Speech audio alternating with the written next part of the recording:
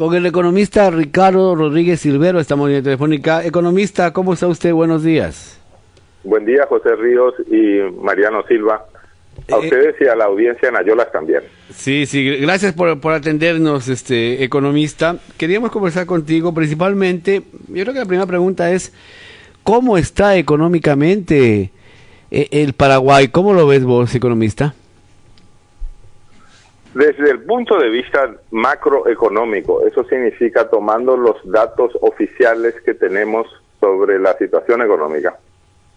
El Paraguay está reduciendo su crecimiento económico este año a consecuencia más que nada de la crisis en Brasil, pero también de la crisis en Argentina. Estábamos previendo al comienzo del año que íbamos a crecer 4%, después bajamos al 3%. Ahora parece que este año se va a crecer solo el 2,7%.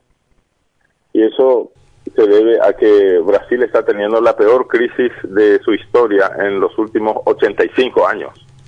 O sea, no es cualquier crisis la que tiene Brasil.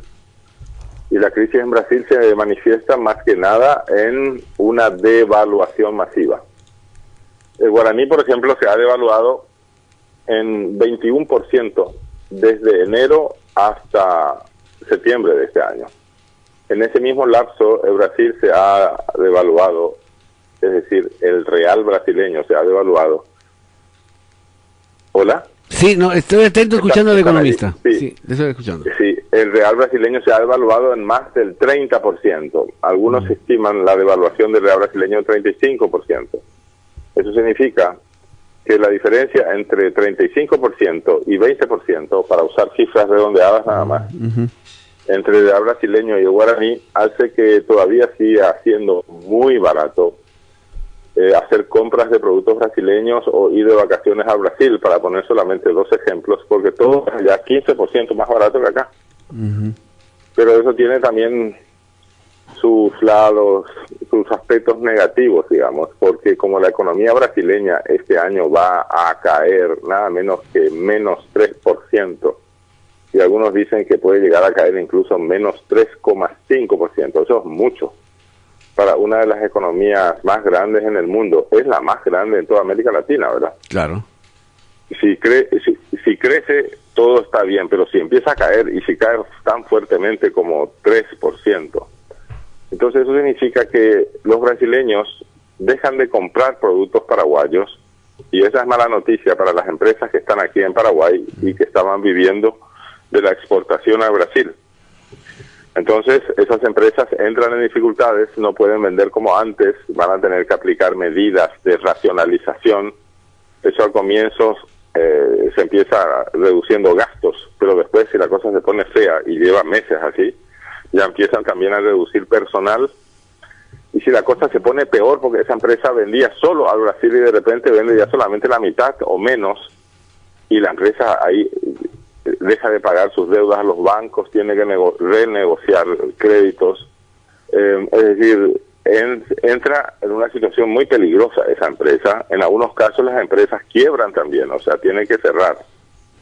En otras palabras, la mala situación en el Brasil nos afecta negativamente en algunas cosas, pero en economía no todo siempre es solo negativo. Hay veces que lo negativo tiene aspectos positivos también, como por ejemplo, como aproximadamente 30% de los productos que componen la canasta familiar tiene procedencia de Brasil, ese 30% va a ser más barato.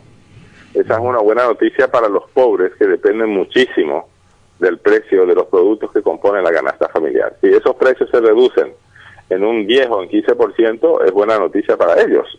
Claro. También hay una buena noticia para el Banco Central. Eso se debe a que el abaratamiento de los productos brasileños, y en los años anteriores también el abaratamiento de los productos argentinos, hasta ahora los productos argentinos siguen siendo más baratos que los paraguayos, hace que la inflación local, nuestra inflación, caiga. Este año parece que vamos a llegar apenas al 4% anual. En el peor de los casos llegamos solo al 5% anual. Esa es una inflación muy baja.